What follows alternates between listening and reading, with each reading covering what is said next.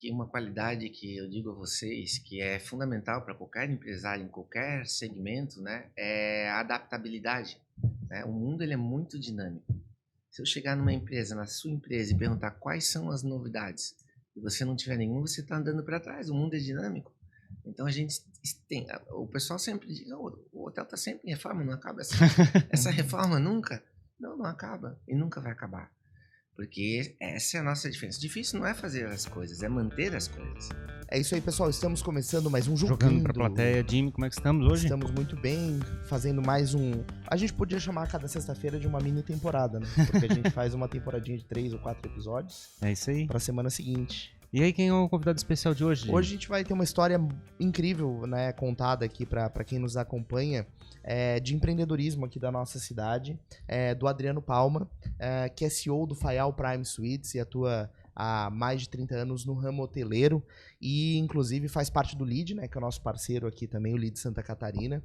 Então a gente tá em casa e muito feliz de poder ouvir essa história. Adriano, seja muito bem-vindo. Muito obrigado pela oportunidade. É um grande prazer poder estar aqui também. São raras as oportunidades que a gente tem de ter um tempo maior para contar a história. E eu vou tentar contar a história lá do começo, porque muitas vezes a gente começa do Adriano para frente. Sim. E tem uma coisa bem engraçada e interessante que está atrás ainda da gestão do Adriano que eu gostaria de contar para vocês. Claro, e a gente gosta muito disso, Adriano, porque o Jogando pra Plateia ele funciona também como um registro histórico das histórias que a gente conta.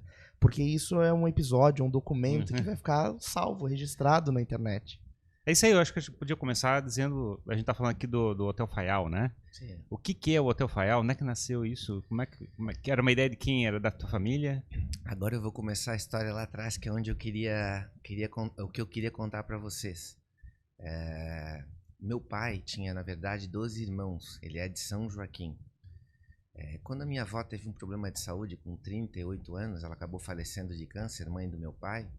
Ele teve que distribuir os irmãos. Uns foram para Curitiba, outros foram para o interior do estado, enfim, para vários lugares. Então meu pai acabou indo para Curitiba fazer os estudos lá, e ele tinha um irmão muito engraçado. O pessoal mais velho conhece o tio Pruda, é famoso pelas histórias engraçadas que ele tem. E na verdade estavam estudando colégio interno lá em Curitiba. E começou a faltar dinheiro para bebida, para festa, para esse tipo de coisa assim. Aí meu pai, né, são dois nomes engraçados, Adroaldo e Prudente, parece até piada, né? Mas... A dupla. Disseram, Adroaldo, acho que nós temos então que achar um emprego, cara. Vamos ter que trabalhar um pouco. E aí o pai disse, não, tranquilo, vamos começar a procurar amanhã esse emprego. E aí meu pai se arrumou de manhã e saiu para procurar emprego, voltou às 6 da tarde e disse, tio Pruda, hoje não rolou, não deu certo. Daí o tio Pruda, pois eu consegui um emprego. Aí meu pai disse, mesmo? Que coisa boa. O tio Pruda falou para ele assim, você começa a trabalhar segunda-feira. Nossa. O que aconteceu? O tio Pruda, muito malandro, conhecia a vizinha, que era a mãe do presidente do Banco Banestado, bateu na porta e pediu um emprego pro irmão. Porque ele era malandro, não queria trabalhar. E aí meu pai começou a trabalhar no Banestado, lá em Curitiba, depois dessa brincadeira, que na verdade construiu toda a vida do meu pai em cima dessa brincadeira.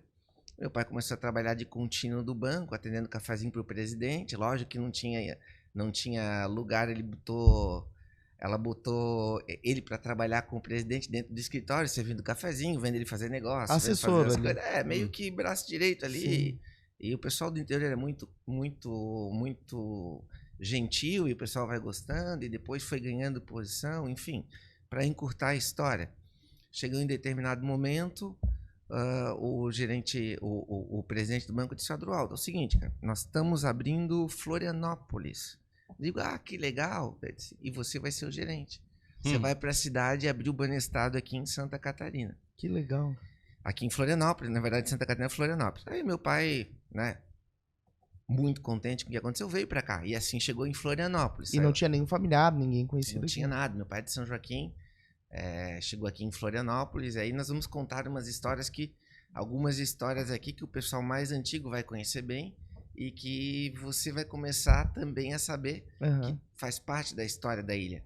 Qual era o ano, mais ou menos? Olha, eu nasci em 73, eu acredito que isso aí foi... Eu já nasci aqui em Florianópolis, deve por de 69, alguma época assim. Por ali. Por ali.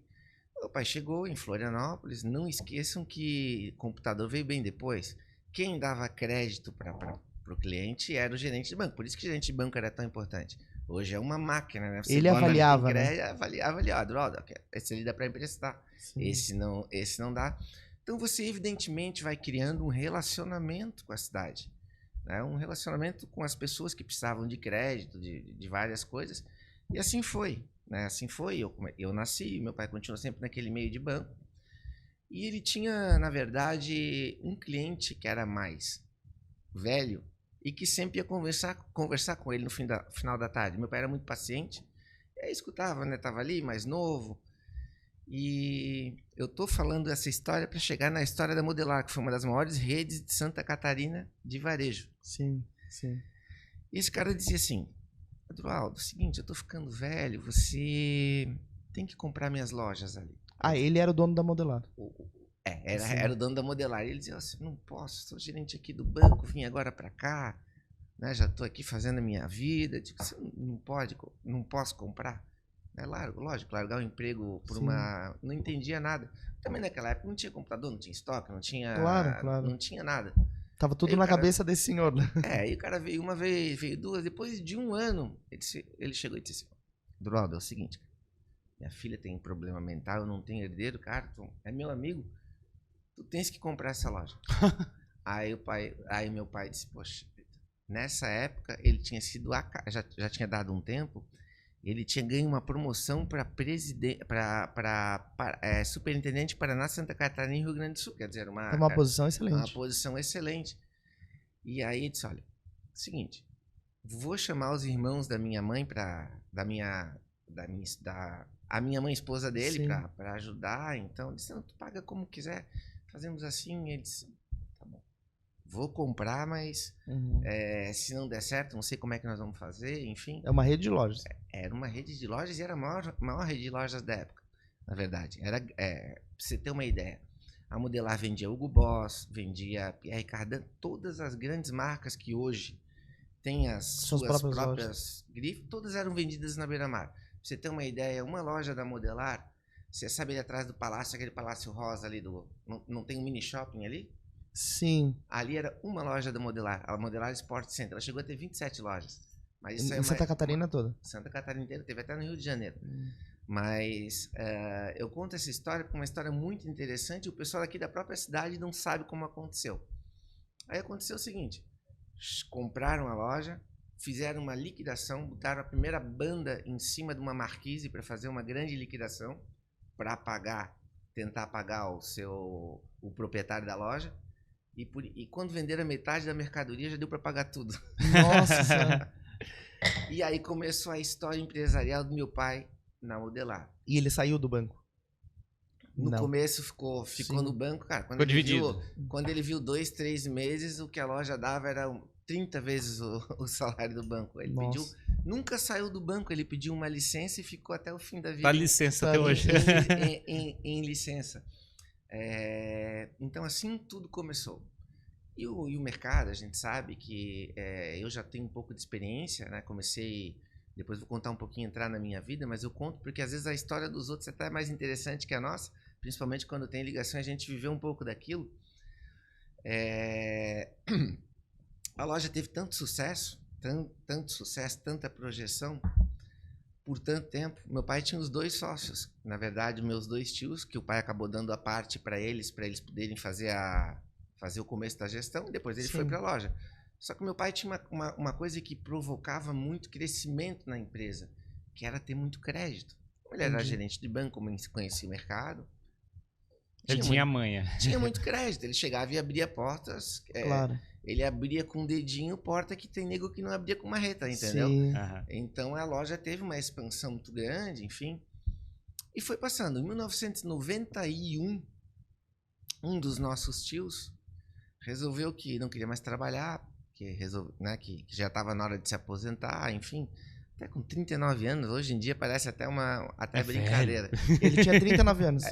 E fizeram uma cisão e estávamos aí na parte do plano Collor, e meu pai era uma pessoa para trabalho muito vaidosa, queria trabalhar, queria estar no mercado.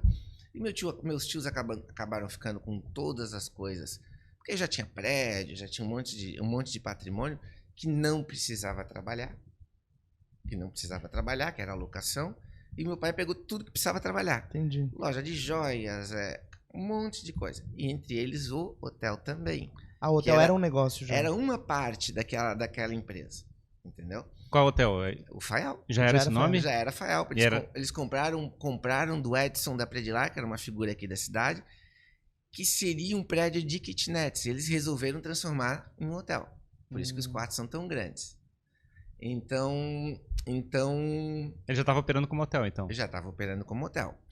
Aí vocês a família adquiriu esse... Quando teve a cisão em 1991, o Faial ficou na parte do meu pai, junto com alguns outros empreendimentos.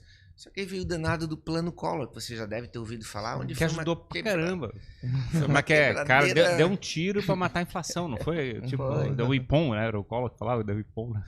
Foi, aquilo lá foi um negócio devastador, mas pro meu pai foi mais ainda.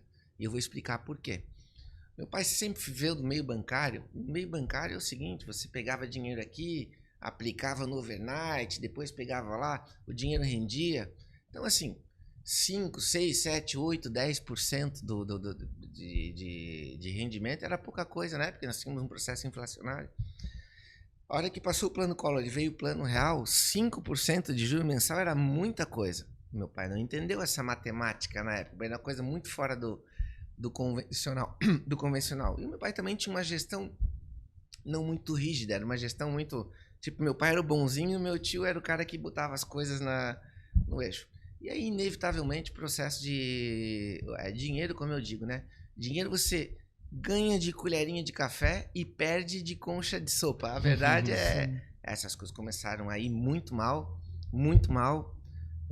De maneira que, quando chegou no meio de 96, a situação financeira era enorme.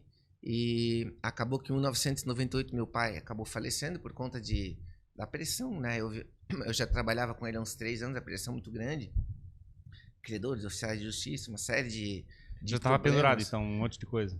Aí começa a história, porque aí sobrou o Faial e eu assumi o Faial com a maior dívida de Santa Catarina. Sobrou quer dizer, no sentido que os outros negócios... Os outros negócios foram a ruína, infelizmente foram a ruína, e sobrou o Faial com um pouco de problema das outras empresas também, mas o próprio hotel que tinha sido contaminado porque empresa, quando você mistura uma empresa sadia com uma empresa doente, ela também adoece, né? Então, evidentemente, o Faial, ele já, quando eu iniciei sozinho em 1998, ele era o campeão de endividamento, em primeiro lugar. E assim que eu entrei no BRDE, eu já entrei na plaquinha de grandes devedores. Nossa. Só que, na verdade, meu desafio principal naquela época é que, além de Banco do Brasil, BRDE, parte tributária, que é a primeira que fica, todos os problemas, como eu era muito novo, 23 agora, a gurizada já está descolada, já mexe com isso, mexe com tudo, tem gente que já está milionário com 30, 23 naquela época, ninguém acreditava que era eu que estava tocando aquele negócio. Então o cara chegava para conversar na empresa e dizia, tá, mas quem é que cuida disso aqui? Eu digo, não, sou eu. Não, tô falando sério. Eu digo, não, quem é que cuida mesmo? Quem que cuida mesmo? Quem que é o responsável? Não, sou eu. Aí depois depois de uns 6 meses, botei um blazerzinho, um óculos. Tentar envelhecer um pouquinho. Envelheci um pouquinho e fiquei. Só que é o seguinte, uma das coisas que eu aprendi na vida é que, mesmo se você faz as coisas da mesma maneira, o resultado, ele vem parecido. E eu tinha aprendido com meu pai da maneira inversa, como não podia fazer. Então, logo que ele se foi, eu comecei uma gestão fazendo tudo ao contrário. Exatamente ao contrário. De que maneira? Por exemplo, o pai atendia gerente de banco, dava duplicata para o final do mês, chegava no dia da folha e não tinha dinheiro.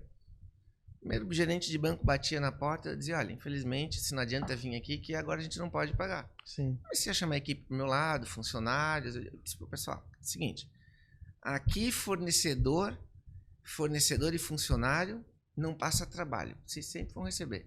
Se não tiver dinheiro para mim, não importa, mas vocês podem contar comigo. Desde o dia que eu entrei na empresa até hoje, graças a Deus, eu consegui cumprir tudo que eu escrevi, mas tudo que eu falei também. Sim. Que acaba sendo até o mais importante.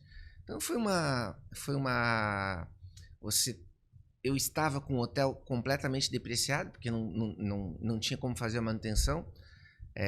Desacreditado por conta de que todo o mercado não imaginava que aquilo ali podia se recuperar. Pois é, esse é um ponto que eu ia perguntar a respeito, porque mas que tem aquele negócio, né, mas que tá tão pendurado, vale a pena tentar recuperar? Tipo assim, aquela situação que você fica em dúvida se vale o esforço. Porque na verdade não é começar do zero, é começar do menos 40. Justamente. Aí entra o lado familiar. Eu tinha um irmão de 18, uma irmã de 15, a minha mãe que já estava há 2 anos chorando, e eu disse assim, não vale a pena, vou trabalhar para quebrar essa empresa aqui. Só que eu não quero deixar a minha família mal. Por quê? E quando a empresa estava acontecendo, quando as coisas estavam acontecendo, ela afetou diretamente a vida da minha família. Colégio atrasado, começou a faltar para coisas que desestruturam a família. Eu comecei a entender que o maior prejuízo para qualquer tipo de vida, de empresa, é uma família desestruturada. Claro. Então eu disse, não, tudo bem. Vou aguentar a pressão, vou ficar aqui nessa empresa até ela quebrar. Então o imposto meu pai já não estava podendo pagar mesmo. Todo o dinheiro que entrava, eu pagava folha, fornecedor, botava numa caixinha de ferramenta o resto. Levava para casa. Não podia botar no banco por razões lógicas, né? Que todas as contas estavam no negativo, que tinha penhora para tudo que era lado. E eu comecei a fazer isso. Preocupado com a minha mãe, com a família, com os funcionários. E fui dificultando, na verdade, para os bancos, né? Fui criando uma... Eu disse, eu vou ficar 6 meses. Eu não sabia se eu ficaria 6 meses, se eu ficaria 1 ano, se eu ficaria 2 anos. Eu sabia que eu precisaria proteger a família para não acontecer o que aconteceu com meu pai, que foi uma coisa muito triste. Sim. E nesse momento ninguém se aproximou para ajudar ou interessado em aproveitar uma boa oportunidade de comprar um negócio ou sei lá. Porque isso pode acontecer, né? Claro, várias pessoas, mas assim, quem é que quer comprar um negócio onde a dívida é maior do que o patrimônio? Claro. Aí fica complicado, ninguém queria. E esse tio Pruda, que era o amigo do meu pai, o irmão, que tinha uma relação de irmão maravilhosa. Que tinha ficado com a parte dos aluguéis? E Não. Esse ficou pobre, porque esse foi ser prefeito de São Joaquim e não era ladrão, voltou pra cá pobre. Porque o cara que é político e não é ladrão, ele acaba empobrecendo. E meu pai trouxe ele pra cá. Ele tentou me ajudar. Só que é o seguinte, meu tio chorava todo dia. Puta, Adriano, nós estamos quebrados, cara. Tá negócio de tio, pô. Sofrimento, só sofrimento. Whisky, cigarrinho. Cadê uns 7 meses? Eu digo, tio, pode deixar que eu vou tocar esse negócio aqui. Ele se dava muito bem com o Wilson Clambing, acabou indo pro gabinete, depois teve emprego na Seasca. Eu digo, se eu precisar de alguma coisa, eu peço pra ti, mas... E como é que é o lado, digamos... Tem um negócio, um empreendimento, no caso o hotel, mas que estava rodando. Tinha público, tinha as pessoas, aí os funcionários tinham que estar motivados para dar atenção. Como é que era lidar com isso? A motivação é fazer, porque a maior coisa que existe na vida da pessoa é o poder de convencimento, né? Eu acredito que tem um poder de convencimento grande e convenci, porque se você está com problema de receber salário há 6 meses, 8 meses, o cara diz assim, ó, mês que vem você vai receber direitinho. Se me ajude aqui que eu vou te dar um aumento também. Venha comigo. Chega no final do mês você paga, chega no outro mês você dá incentivo. Eu chamei a equipe, consegui trazer a equipe junto comigo. Ninguém faz nada sozinho, né? Então, esse foi o começo. Mas aquela caixinha de ferramenta também fazia só a mínima coisa que eu botava no hotel, já ia melhorando um pouquinho mais. Algumas empresas eu visitava, elas diziam, não, mas o hotel é muito velho. Não, mas pode ficar de graça lá na primeira vez, não tem problema. Aí elas diziam, nem de graça, era doído. Eu vou dizer que da minha parte empresarial, a mais difícil foi ter que vender um produto que nem eu acreditava. Sim. Né? Mas, enfim, eu vou falar da virada de chave, porque é uma história muito longa. Porque é Mas- caótico, assim, é. né? Como se sai dessa situação? É um caos, cara, porque primeiro é o seguinte, quando meu pai estava no hospital, eu não tinha talão de cheque. Naquela época você trabalhava muito com talão de cheque. Uhum. Então, cara, eu preocupado com o pai no hospital, tinha que fazer saque na boca do caixa para pagar a despesa. Putz, iam cortar a luz do hotel, eu tinha que pedir favor pro Enio Branco para segurar uns 2 meses. Cheguei a trabalhar com o telefone do hotel cortado. Então, um caos. Claro. Pensa num caos. Então, assim, hoje eu tô com 49 anos, aquilo foi com 23, 24, nenhum problema me assusta, sabe, empresarial, porque eu já passei por... É um troço. Pois é, mas eu acho bacana essa referência, porque é um monte de empresários, a gente vai botar startups aqui na região da Cátia, ou coisa parecida, não tem a menor noção de quanto é possível você lidar numa situação adversa. Assim, quanto você pode chegar e trabalhar teu mindset para lidar com a situação adversa numa situação positiva. A gente vai aprendendo, na verdade, com... Não tem teoria para isso. Isso não existe teoria, existe a prática. Então, o que acontece? Eu sabia que a empresa não tinha como se sustentar. Fato. Né? Tive que começar a usar algumas artimanhas para poder dificultar para os credores, para mim poder dar a volta por cima. Sim, porque o crédito eles não davam mais, né? Tu tinha que tirar. Não, crédito esquece. Não, do crédito tu conseguia através do, de postergando pagamento e coisa parecida. Tu fabricava o teu próprio crédito, de certa forma. Na verdade, o que aconteceu foi o seguinte, eu consegui falar com o Itaú na época e deixar um limite negativo muito grande para mim. Então eu trabalhava sempre no negativo, o dinheiro entrava, eu tinha um negativo enorme. Se ficasse positivo, eu perdia tudo. E eu ia trabalhando quando chegava perto do negativo, e assim fui trabalhando. Então, é louco, né, também, que é uma coisa muito, muito diferente de hoje. Assim, a história é super, super longa. Sim, não, eu ia comentar que essa sensação, né, que o Atal Ferreira comentou, o empreendedor ele vai descobrindo que o buraco pode ser sempre mais um pouquinho embaixo, mais um pouquinho embaixo. Quando você chega e olha e fala assim, não, agora acabou, agora não tem mais o que fazer. Aí ainda dá mais um pouquinho.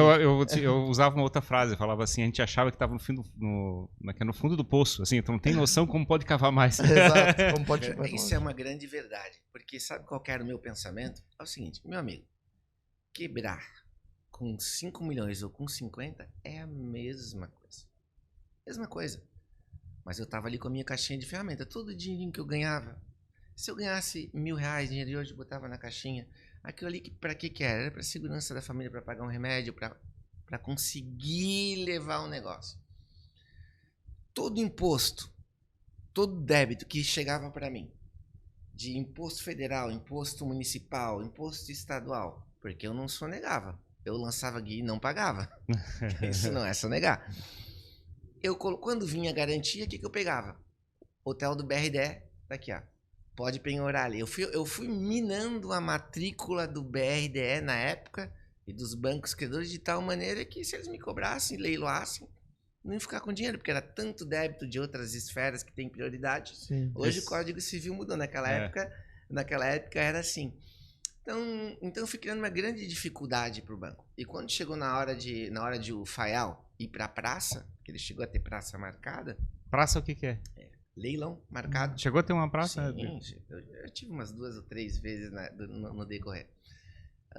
O banco entendeu que tudo bem, nós vamos levar à frente esse leilão aí e o dinheiro não vai ficar para a gente. Qual que é a vantagem? Nenhuma. Comecei a conversar com o banco, eu disse, olha, tem uma proposta para vocês. Vocês vão ter que fazer uma grande redução, mas pelo menos vocês vão ganhar alguma coisa. E ali foi o grande momento da virada. Porque ali eu já estava 8, 10 anos trabalhando daquela maneira. Quando você trabalha da maneira que eu trabalhei, você compra pressão. Você compra cobrança, litígio jurídico, oficial de justiça, uma coisa assim... É uma pressão que foi o que levou meu pai à morte, na verdade. Mas para mim era mais fácil, porque não era eu que tinha feito. Eu estava ali como um resolutor do problema. Aí o banco pensou, disse 3 milhões. Acho que estava em 30 e poucos. 3 milhões. Eu digo, não tem como pagar isso. Em 10 anos. Aí começou a melhorar. Uhum. 500 mil de entrada. Pera lá. Vamos contar a caixinha. Vamos contar a caixinha. 540 e poucos. Eu digo, tá fechado. Sim. E aí, eu já fiz equitação. Não sei se vocês já sabem como é que funciona. Equitação é o seguinte, a gente faz treinamento e a gente bota peso no pé dos cavalos quando a gente está fazendo o salto dos obstáculos. Quando chega na prova, a gente tira os pesos dos pés e o cavalo salta muito mais alto. Então eu me senti, naquele momento que eu fiz aquele acordo, era como se a Jojo Todinho estivesse pulando o obstáculo e a gente tivesse trocado a cavaleira pela Gisele Bündchen. Sim. Pela primeira vez na vida, eu poderia equacionar e trabalhar de uma maneira parecida com os outros, porque o hotel ainda estava detonado. Detonado, 3 estrelas. Aí eu disse, não, agora começou a brincadeira. Só vou te pedir para se aproximar um pouquinho do microfone. Agora começou a brincadeira, agora eu posso trabalhar igual os outros. Tudo bem que o hotel tá com problemas, agora eu tenho um norte de salvar a empresa. Agora o meu trabalho mudou. Só que aconteceu que a equipe que eu tinha não entendeu mais por que era daquela maneira e agora tinha mudado tão radicalmente. Então, metade da equipe também foi embora e os guerreiros, que muitos aí estão com 20, 30 anos, ficaram comigo. Quando é que o pessoal começou a sair? Foi na época da... Acordo BRDE, acabei de pagar ano passado, 10 anos atrás. E aí, 10 anos atrás. mas na hora que teve o acordo, mas que teve algum movimento ou coisa? Ou foi por causa na da hora época? Na hora que teve o acordo, o meu movimento de gestão não era mais para quebrar a empresa, era para salvar a empresa. Então é muito difícil você mudar a mentalidade das pessoas que estavam lá há tanto tempo. E aí eu comecei, disse, agora eu vou salvar essa empresa. Agora eu posso trabalhar. Aí eu já descobri que o Mercury, ali antigo Mercury, acho que vocês, não sei se vocês conhecem, ali do lado da Linda Cap, na cabeceira da ponte. Sim, sim. Estavam trocando cortinas e colchas, porque já estavam um pouco usadas ali, que não serviu mais pro hotel. Eu já descobri, já fui com o gerente, já comprei tudo, já troquei todas as colchas lá e... Deu uma renovada. Colchas e cortinas, deu uma renovada. Agora nós somos 4 estrelas. E começamos incansavelmente trabalho. Como não tinha arquiteto, né? Não tinha como contratar arquiteto em empresa, e eu sempre gostei muito de obra, comecei a fazer a obra eu mesmo, com peão, reconstrução, projeto, enfim. E a gente foi crescendo, se recuperando. E aí nós estamos aqui no ambiente do LEAD, né? Que gentilmente ofereceu aí para a gente poder fazer esse podcast. Aí começou, peraí, agora nós vamos começar a disputar com os outros hotéis também, com as outras empresas. Aí 2017, como eu vou te dizer, primeiro teste, porque nós temos 2 testes, o empresário tem 2 testes. O principal é o cliente. Não adianta você achar que é bom se o cliente não acha. Não adianta você achar que é bom pai se você não tem a confirmação. A busca pela confirmação. O que confirma? Nota na Booking, nota nos canais. Se tu não tem uma boa nota nesse tipo de coisa, você não está trabalhando bem. Fato. Botei a placa do hotel, que vocês devem ver quando passa a ponte, aquela placa branca. Só quando o hotel estava todo pronto. Não podia correr o risco de alguém entrar naquele hotel e pegar um quarto velho e eu ficar com aquela imagem que sempre tive. E aí teve o top de marketing da DVB na época. Que foi o primeiro prêmio que a gente pôde participar. Que pra gente era importante, porque é a primeira vez, né? É muito importante que a gente pôde botar o nosso trabalho, né, em avaliação.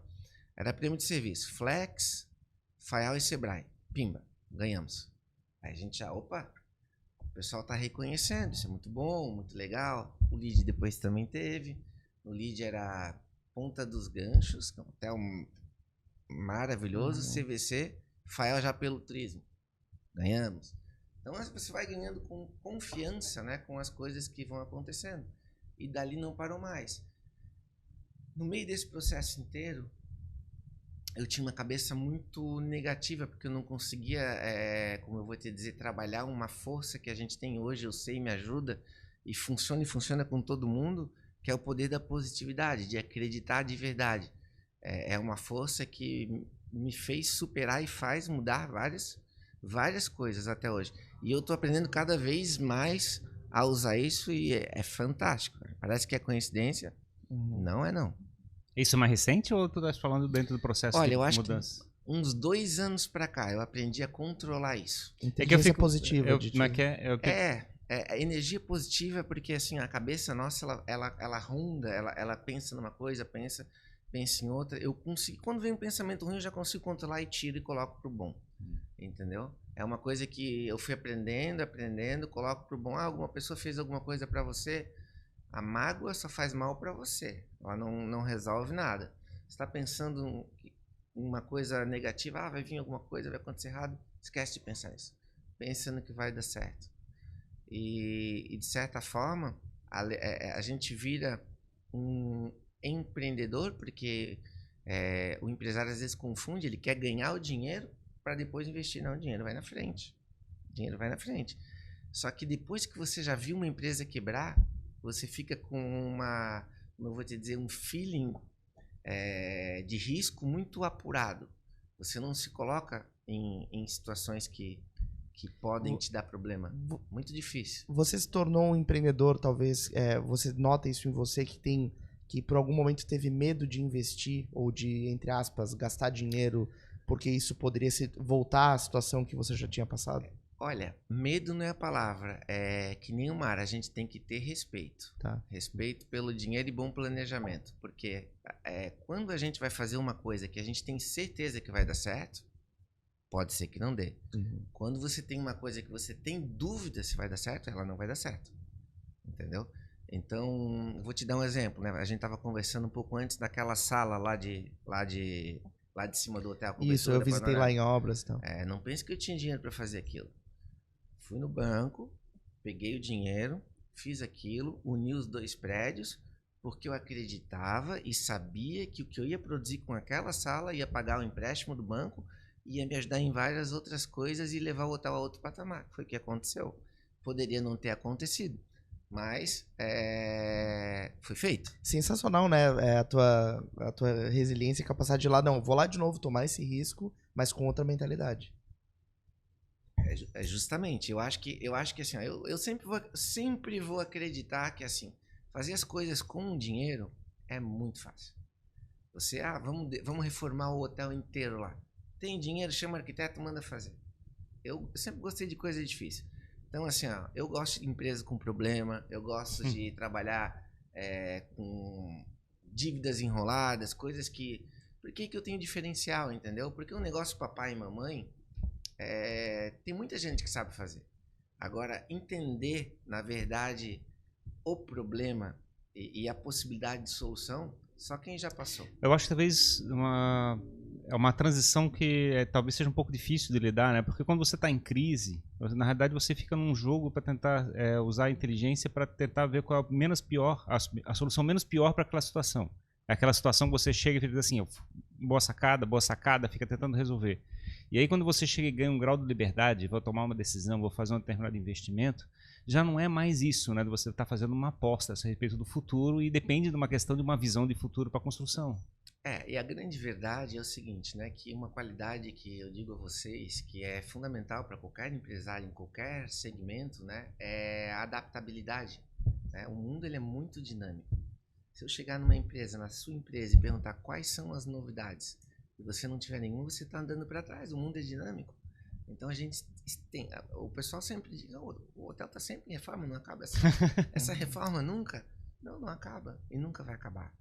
Porque essa é a nossa diferença. Difícil não é fazer as coisas, é manter as coisas.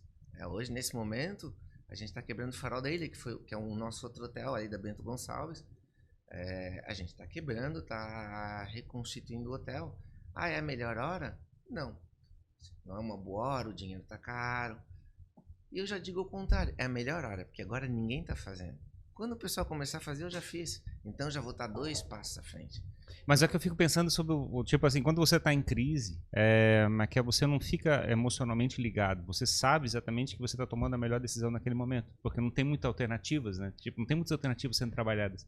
E aí quando você chega a assumir riscos, você está fazendo determinadas apostas no processo. E por isso que eu fico pensando desse lado, né? Tipo, de você chegar e ter que cuidar do mindset, né? De chegar assim, eu não posso ser extremamente conservador, porque eu já não estou mais naquela crise ferrada que eu estava antes. Agora estou numa situação que eu posso tomar decisões.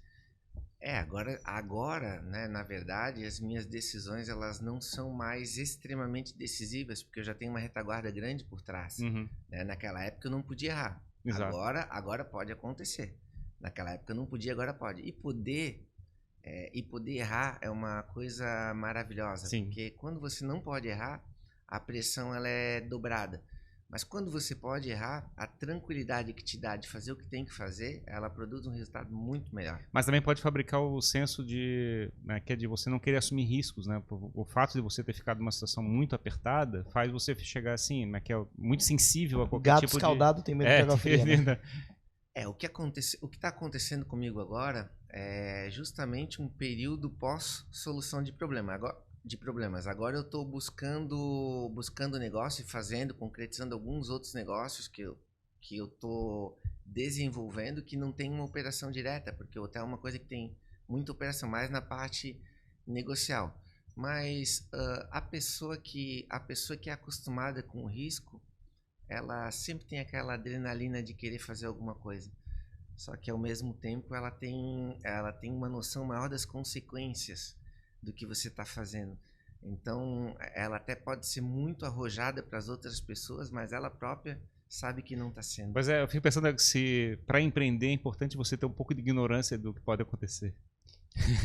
Olha, na verdade, não desmerecendo o que foi feito pela nossa empresa e que foi feito, né, não desmerecendo o meu trabalho, mas na época que eu fiz era mais fácil, porque as interligações bancárias eram diferentes, os sistemas, hoje em dia se você tem uma vírgula errada, o banco já te bloqueia o crédito.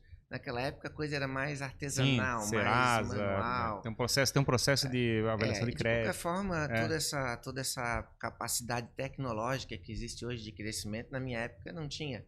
Então, hoje em dia você pode fazer um unicórnio de uma maneira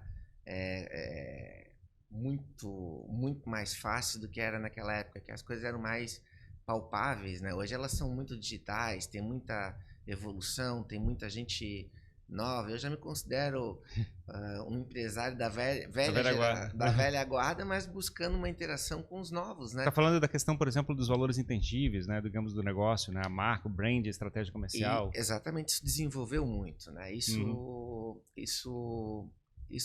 tornou os negócios uma coisa um pouco diferente. Por isso a necessidade de se adaptar, né? A gente tem que estar sempre estudando e se adaptando, mas sempre respeitando o que te trouxe até aqui.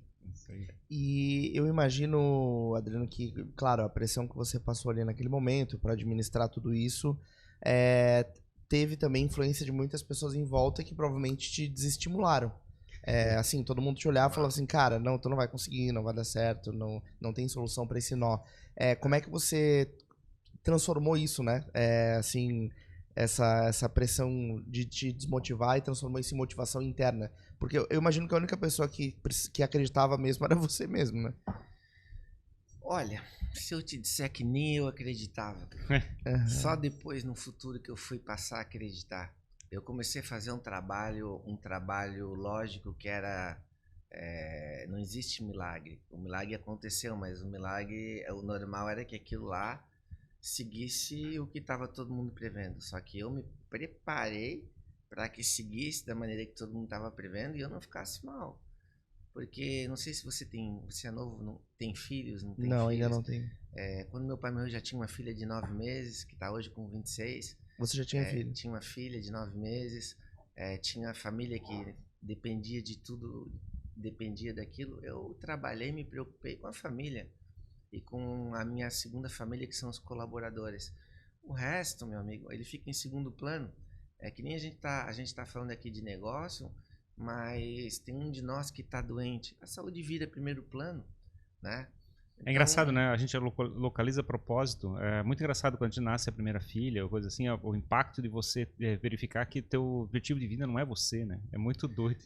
É muito maior, né? Então teu compromisso é muito maior. E acho que o que trouxe a diferença, que trouxe o FAE ao nível que chegou e que está me abrindo as portas para todas as coisas maravilhosas que estão acontecendo, Espero um dia poder voltar aqui daqui a alguns anos e poder contar tudo isso que foi plantado e que está sendo colhido. O trabalho não preocupado com dinheiro, trabalho pelo propósito. O empresário muitas vezes ele é muito monetarizado, está muito difícil encontrar pessoas que ajudam por ajudar, fazem por fazer, fazem algumas coisas que não te dão lucro, mas te dão felicidade. E esse pagamento, que é intangível, ele acaba vindo. Aqui se faz, aqui se paga. Então, eu tenho várias histórias de pessoas que me procuraram e que eu pude auxiliar com a experiência que eu tinha, e que 2, 3, 4, 5, elas foram fundamentais para alguma coisa que elas me ajudaram. Sim. Então, é engraçado como a vida ela é maravilhosa, ela te põe nos desafios e ela te dá as soluções. Aí eu acho que o eixo que está querendo lembrar é que talvez é importante as pessoas saberem plantar, né? Plantar em todo quanto é lugar, plantar coisas que podem nascer alguma coisa bacana. Tem aquela frase antiga que não é minha, né? Que o plantio é seletivo e a colheita é obrigatória, que todo mundo conhece, é uma frase antiga. Mas eu sou um abridor de portas, entende? Eu não fecho nenhuma porta. E o meu coração ele vive limpo. Vive limpo porque eu aprendi a entender as pessoas. Principalmente porque no começo eu já fui como elas. Eu não nasci bonzinho. Foi um processo de aprendizado. E o lado de lidar numa situação de crise, porque eu fico imaginando a necessidade de ser solitário, assim, tipo de chegar e se isolar e tentar levar toda a carga nas costas para não deixar vazar para as outras pessoas, né? E você ter que chegar e segurar essas informações, a situação, a crise. A questão é o seguinte, que se o problema é muito grande e você não segura nas costas, os outros desistem, porque eles não vêem um norte. Então você começa a ser obrigado a fazer isso para manter a tua retaguarda, a tua equipe, teu time. Então, várias vezes a situação era caótica, mas eu não podia expor o tamanho do problema que estava acontecendo, porque eu já tinha estrutura para receber, mas quem estava ao meu lado não tinha. Então, foi uma coisa muito resiliente, podemos chamar assim, né? Resiliente. Mas, enfim, sempre respondi as cobranças com humildade, nunca com arrogância. Sempre, né? E quando eu falo em cobrança, era bancos, parte tributária, parte de advogado, acho que tudo que a gente faz com respeito, a gente recebe um respeito. Mas tem uma coisa que só foi isso que me trouxe até aqui. Tudo que eu prometi, eu cumpri para todas as pessoas. Isso eu acho que é o fundamental. Porque todo mundo que me conhece, trabalha comigo, sabe que se eu falar alguma coisa, ela vai acontecer. Então, essa credibilidade da verdade e de cumprir, isso já me deu muito prejuízo momentâneo, mas me deu muito lucro, certamente, mais à frente. Mas também é um troço engraçado, porque você só consegue ter pessoas em volta de você se as pessoas confiam na tua palavra. Se você chega você só vai conseguir segurar as pessoas em volta de você sem palavras através do dinheiro. Você tem que chegar e pagar, literalmente. Justamente. E principalmente porque para você ter um serviço que te represente, as pessoas, elas têm que ser parecidas com você. Senão fica impossível. Eu tô aqui agora com vocês. Hoje tem um almoço para 100 pessoas lá, tem os 60 colaboradores trabalhando, eles têm que me representar, entendeu? Então, por isso que a gente trabalha com o gerente. Vamos usar um exemplo, gerente geral do hotel, hoje. Era extra de garçom, eu olhei pro rapaz inteiro, porque esse rapaz é um rapaz bom. Conversei um pouquinho com ele, o que você faz? Eu trabalho lá no Intercity, eu sou office boy lá no Intercity e trabalho aqui para ganhar mais um dinheiro. Que legal. Mas passou um tempo, encontrei, você não quer trabalhar aqui comigo? Eu disse, eu quero. Vai ser o meu office boy aqui. Depois gerente financeiro, depois gerente geral. Tá 10, 12 anos comigo. Onde é que você mora lá? Não, você tem que morar do lado do hotel. Trouxe ele pro lado do hotel. Então, ele me representa. Ele conversa com uma pessoa, ele carrega uma mala como eu carrego. Lá todos nós fazemos tudo. Então, o dia que eu sou o cavalo da frente, e que tem que puxar. O dia que eu entrar no hotel e tiver alguém carregando uma mala e eu não ajudar, aí eu tô estragando meu trabalho inteiro. Sim, sim. Né? Porque a gente lidera as pessoas pelo exemplo. E eu queria entender, porque agora, assim, o hotel foi totalmente reposicionado, né? Sim. E eu pude assistir isso, porque a visibilidade, ele tem uma visibilidade muito grande da ponte, né? E toda vez que a gente entra na ilha, a gente olha o Faial. É inevitável, assim, ele tá ali. E eu percebi que ele foi transformado. Eram 2 prédios independentes, 2 torres? Não, ele era um prédio, depois foi construído outro prédio, mas meu pai não tinha conseguido acabar o prédio. Ah, ele tava inconcluso. Estava inconcluso. E aí a gente né, foi trabalhando, concluindo. Claro que não era da maneira que a gente gostaria, como ele está hoje, mas independente de ele estar num estado ótimo, porque, poxa, se eu quero concorrer com o pessoal da Beira-Mar e eu estou ali na Felipe Schmidt, eu tenho que ser melhor que eles. Sim. Eu tenho que ter nota melhor, eu tenho que ter atendimento melhor, eu tenho que ter tudo melhor. Esse é o norte. Então nós estamos lá em reforma também no Faial, trocando. A gente não pode parar. É como eu falei para ele, a empresa tem que estar em constante movimento, o cliente tem que chegar e tem que primeiro se sentir em casa e depois ver e entender que estão acontecendo coisas boas para ele. Como é que está indo a evolução do centro da cidade, assim? Porque eu me lembro que o Calçadão, teoricamente, era o shopping da cidade, antes de ser um shopping de verdade, né? Então tudo ficava em movimento ali, a vida ficava lá, de certa forma. Certamente. E aí, nesse processo, teve um processo de distribuição, né? Tipo, alguma coisa foi para São José, o shopping que foi inaugurado lá, depois teve o shopping Beira-Mar. Então a vida começou a transitar, a sair de outros lugares. O DNA daquela região mudou também, né? Como é que... O DNA da região mudou de tal maneira que foi o principal motivo que a Modelar quebrou lá atrás, né? Porque eram lojas de rua. Enfim, mudou bastante. Você não pode reclamar do que acontece, você se adapta à situação. O que aconteceu? O que tem bastante lá no centro? Farmácia. Vamos visitar farmácia e laboratório. O que tem lá no centro? Tem banco. Vamos ser os melhores clientes dos bancos que eles vão a pé. Então a gente tem que ir entendendo o que acontece e ir se adaptando. Agora eu estou vendo um novo momento do centro, uma vontade do prefeito que está fazendo uma excelente gestão, que é repovoar o centro, porque hoje a sala comercial a gente sabe que quase ninguém mais quer. A gente estamos aqui na CATS, um centro maravilhoso, onde tem várias empresas.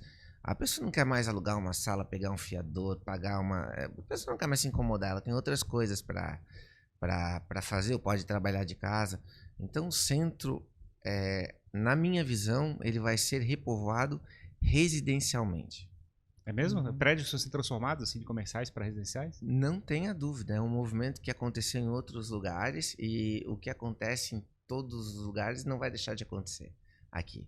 Então, hoje a gente tem bastante moradores de rua por conta de depois da pandemia, a gente tem um centro que está abandonado, mas não tenha dúvida que vai ser recuperado. Eu já vejo movimentos de gente pensando em transformar, é um desejo do prefeito também, é um desejo dos empresários também, porque tanta coisa fechada ali no centro, por que morar longe, por que atrapalhar a mobilidade? Né? Eu acho que é muito inteligente. Hoje em dia, eu sempre estou prospectando, vendo negócio, viajando, enfim. Lá em São Paulo, você já não precisa mais aprovar prédio com garagem. Você pode fazer prédio sem garagem. Então, se aqui todos do centro não tem garagem no calçadão, não tem cliente, vamos transformar. Não é uma coisa óbvia. Então, um movimento que vocês não vê acontecer. O Dias Velho, por exemplo, é um prédio que tanto comercial quanto... Tem pessoas que moram lá também, acho que é misto, né? Ali eu não tenho conhecimento tanto. Comercial, sim, porque a gente vai ali nas relojarias porque, por exemplo, a região mais distante ali perto da Praça 15, que tem ali Nercílio Luz e tal, já virou um centro de entretenimento, assim, tem um monte de barzinho, balada surgindo ali. Justamente. Então, na medida que você dá moradia perto de entretenimento, você dá vida pro ambiente.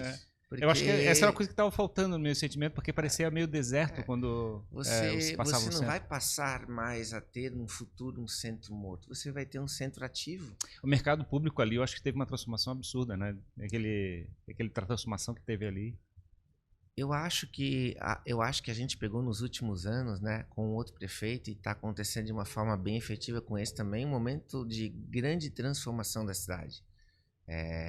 Você veja colégio construído, que era 90 dias em 45, você vê muita coisa acontecendo, você vê a possibilidade da Marina realmente acontecer.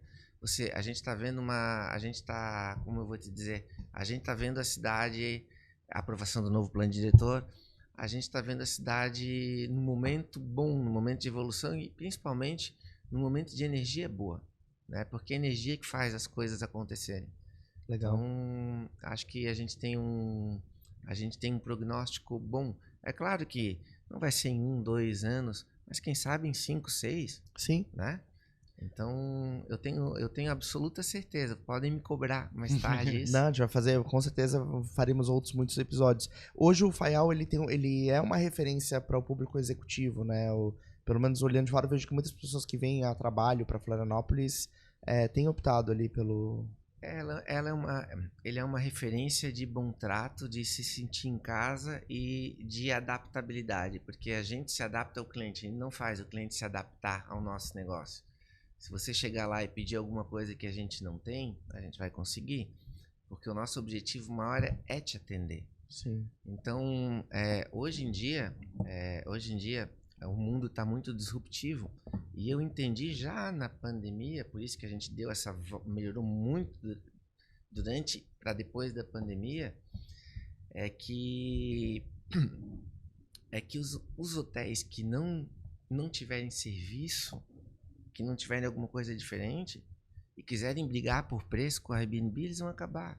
Isso é uma certeza. A gente passou a pandemia, não tiramos nenhum serviço. Em contrapartida, a gente conseguiu pegar clientes exigentes de outros hotéis que não queriam ficar sem um restaurante, chamar um iFood, chamar algum outro tipo de serviço. E querem ser alguém.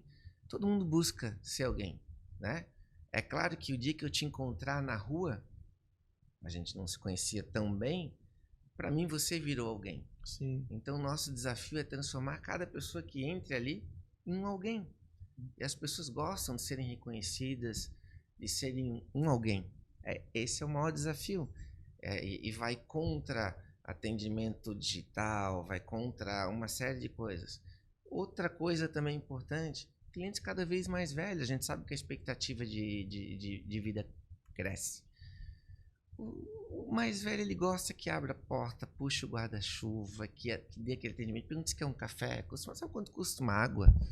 38 centavos. O que custa no check-in ou no check-out você chamar o cara ou o dono do hotel, o gerente? Se você não quer uma aguinha para viajar, aquilo faz a diferença. Eu tenho hotel que eu conheço, que eu me hospedo, que deixa sandália personalizada de R$40 no quarto. Eu prefiro ir lá entregar a aguinha de 38 centavos na mão. Sim. E dizer boa viagem. Exato. Entende? Então, são maneiras e maneiras de trabalhar. Então, sensacional.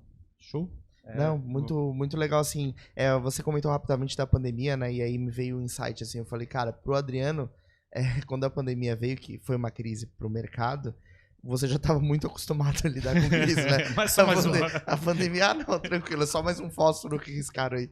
A pandemia foi uma oportunidade a gente conquistar, tivemos uma troca de público para melhor durante a pandemia. Porque pandemia é hora de quê? Hora de você estar na mídia, porque está todo mundo vendo televisão, está todo mundo recluso. É hora de você aproveitar para conquistar as coisas que talvez em outros momentos seriam difíceis. Marca. Logo depois consolidar marca, logo depois da pandemia eu ganhei personalidade de vendas, porque hotelaria, segmento, né? Era o momento, porque tem gente que precisa 5, 6, 7, 8 tentativas para conseguir chegar lá. Então, assim, o cavalo passa, você monta e anda, mas não anda sozinho, anda com muitas pessoas do teu lado. Ninguém faz nada sozinho, todo mundo faz com equipe, todo mundo faz com amigos, todo mundo faz com o network que você construiu, que você plantou. E como a tua família, Adriano, hoje olha essa história de transformação? Porque você provavelmente virou o jogo da história da tua família, assim, do rumo pra onde ela tava indo. Na verdade, se você quer ser o rei, você tem que agradar toda a majestade, todo o trono. Então, eu sempre fiz todas as coisas, mas sempre agradando todos eles, agradando e cuidando de cada um. É como um funcionário. Funcionário é um sapato que você tem que ilustrar todo dia. Não funcionário, colaborador, já é mais cool falar. Então, assim, quando você tem respeito da tua família pelo que você fez, que é o que eu tenho, você se sente à vontade para fazer qualquer coisa porque eles confiam em você. Sim. Então, na Isso família, é uma responsabilidade como em tudo na também, vida, como tudo na vida, a confiança ela produz resultados. Então, eu faço o que eu quero, não preciso falar para eles, mas eles sabem que vai ser bom para eles, e eu não me preocupo em dividir tudo com eles, porque eu não faço isso pelo dinheiro, eu faço isso pelo propósito, pela vontade de fazer. Entendeu? Se você me pedir para fazer uma coisa que não seja legal, mas que eu vou ganhar muito dinheiro, pode ter certeza que eu não vou fazer. Sim. Se não tiver dentro de uma vibe positiva. Se você me oferecer um negócio que eu vou ganhar muita coisa, mas que vai ser ruim para a pessoa que me vendeu, eu não vou fazer. Então, tudo que a gente faz dentro da vida tem que ser bom para as pessoas que estão envolvidas. E assim, várias coisas vão vir para ti. E hoje o teu foco é o Faial, assim, o teu negócio é o Faial. O negócio principal recorrente é o Faial, porque cada vez que a gente pensa em sair o foco, acontece uma nova coisa que é porque assim, um Faial, até um elefante. Sim. Então a gente começa porque tem toda uma estrutura, né? Tem muita coisa para cuidar. Você pensa em fazer 1, 2, 3, mas se eu te disser que da pandemia para cá a gente conseguiu praticamente aumentar 80% do faturamento, quase dobrar. Entendi. Aí tu vai dizer, por que eu vou abrir outro se eu estou conseguindo fazer aqui Isso quase escalar. que se eu tivesse outro? Em escala diária média, tem umas outras táticas que eu desenvolvi que eu não posso falar aqui, porque é um presente que eu daria e que iria me atrapalhar. Mas eu sempre fui um apaixonado por construção. Agora eu estou vendo mais essa parte imobiliária, até porque todos os retrofits de prédio foi eu que fiz. Sim. E na verdade, fazer que nem todo mundo faz é fácil. Eu sei fazer bom, melhor e mais barato. Sim. Então Esse eu é o vou diferencial. agora eu vou poder me dar o luxo de poder fazer, poder seguir esse novo segmento aí. E assim que eu tiver alguma novidade, eu falo pra você. Opa, já tem sensacional. várias coisas encaminhadas. Obrigado, né, pela tua Cara, vinda aqui. que história legal, cara. Eu achei muito bacana. E, pô, é inspirador, assim, a gente verificar, porque é muito fácil desistir, né? É muito bom a gente ver que, digamos, se tu achar um propósito e conseguir chegar e ter a fibra, né, de chegar e construir alguma coisa bacana, apesar das adversidades. Você só chega assim de cabeça em pé sem rebaixar ninguém. Porque tem muita gente que para se sentir melhor precisa ser melhor ou se achar melhor com alguém. Geralmente são as pessoas que acham que tem sucesso e quando vão a julgamento, em votação Sim. em alguma coisa, ficam decepcionados. Então, a vida é assim. Eu falo uma coisa para os meus funcionários. Nós temos uma coisa em comum. A gente tem que vir aqui trabalhar todo dia. Se a gente não estiver feliz, vai ser ruim para mim, para você. Então, uma coisa que eu peço, se você não estiver feliz, realizado aqui na empresa, e não quiser pedir para ir embora, fala comigo que eu te mando, mas não fica aqui. Sim, sim. Porque você não vai me representar mais. E aí o maior prejuízo vai ser você estando aqui. E a própria atmosfera que vocês conseguiram criar afasta as pessoas que não estão mais alinhadas, né? Eu acho que é um processo meio natural também, né? E isso começou a ficar melhor quando a gente começou a pegar gente bem nova e que não sabe nada. A gente tá lá com gente de 17, 18 que já vem da cultura, já entram trabalhando com uma cultura que a gente entrega Constrói. lá dentro. Porque pensa só, é uma coisa meio básica. Tem um garçom de 35, 37 anos. 35, 37 anos. Tá ali, tem família. O salário para ele representa uma coisa. De um menino de 17 anos, o salário representa outra coisa. Sim. Entende? E eu quero que as pessoas estejam felizes. Então elas têm que estar bem remuneradas e tem que ter uma expectativa de crescimento. Porque, às vezes chega alguma pessoa que chegou no limite de crescimento ali no hotel, eu sou obrigado a dizer, meu amigo, pode ir. Sim. Quantos e quantos e quantos funcionários que passaram aí pelas nossas mãos e que eu vejo hoje em cargos excelentes, muitos deles porque eu disse, aqui já deu pra ti. Sim. Vai embora, tu tem Boa. potencial maior Vai pra que isso. vida, né? E se não der certo, volta aqui que A porta volta tá aqui aberta. que você pode voltar. Mas vai. Legal. Entendeu? É importante isso. Legal, legal. E quais são as redes sociais do Faial, as tuas? Não sei se o pessoal normalmente te procura quer se aproximar, conhecer mais a tua atuação. O meu é Adriano Palma Silva, né? O Instagram, bem simples. E tem o Faial Prime, do Hotel Faial. É uma rede fechada, mas é uma rede fechada e aberta. Porque se tiver alguém, sempre quando tem alguém com algum problema ou que quer falar comigo, eu logo adiciono e atendo pessoalmente. Legal. Porque uma das coisas que eu valorizo muito é atender as pessoas. Porque quando eu precisei, quando eu era mais novo, muitas vezes eu não fui atendido. E aquilo foi uma coisa que eu marquei. Eu pensei assim, puto, o dia que eu for mais velho, que eu tiver alguma coisa, eu não vou fazer o que fizeram comigo. Vou atender.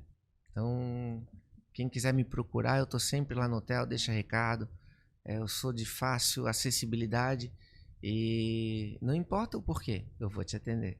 Legal, legal, sensacional. Obrigado, né, mais uma vez por compartilhar com a gente toda essa história, né, Ferrari? Legal. É um privilégio a gente poder entregar isso para quem acompanha o Jogando Sim, pra Plateia. sim. Eu acho que a questão que a gente tenta passar no Jogando pra Plateia tem muito essa questão da inspiração, né? De chegar e ajudar as pessoas a construírem uma resiliência, uma força, uma energia para construir coisas legais na vida. E de forma positiva, no sentido de chegar e fazer coisas que o cara fabrique orgulho para ele, para a família dele, para a sociedade. Isso se prolifera, sabe? Isso é uma coisa mágica. Você vive em alegria porque você sabe que o teu ambiente está limpo, está leve e que as pessoas ao teu redor estão ali só pelo bem. Sensacional. Show. Olha exemplo aí, pessoal, então. É isso aí, superando grandes adversidades, né? Muito obrigado, então, por mais esse episódio, né? Você que nos acompanhou aqui, que pôde usufruir, aproveitar, se envolver com essa história. Foi um episódio que, pelo menos a mim, me absorveu totalmente, assim, nem vi o tempo passar. E isso que é legal, né? Muito bom poder fazer um conteúdo como esse. Então, obrigado a você, obrigado aos nossos parceiros, né? O Lid Santa Catarina, ao Davi Paes de Lima, a doutora Rebeca Reising e ao Danco, por nos apoiarem aqui fazendo esse projeto continuar do jeito que a gente faz. Se você ainda não nos acompanha, né, nos outros canais, faça isso, né? Instagram, @Jogando pra Plateia. Também nas plataformas de áudio a gente está presente. Então, envolva-se aí com histórias como essa. E ficamos por aqui, certo, Ferrari? Isso aí, obrigado, gente. E aí terminamos hoje o nosso Jogando pra Plateia. Jogando pra Plateia. Até Até mais, o próximo. gente. Falou. Tchau, tchau.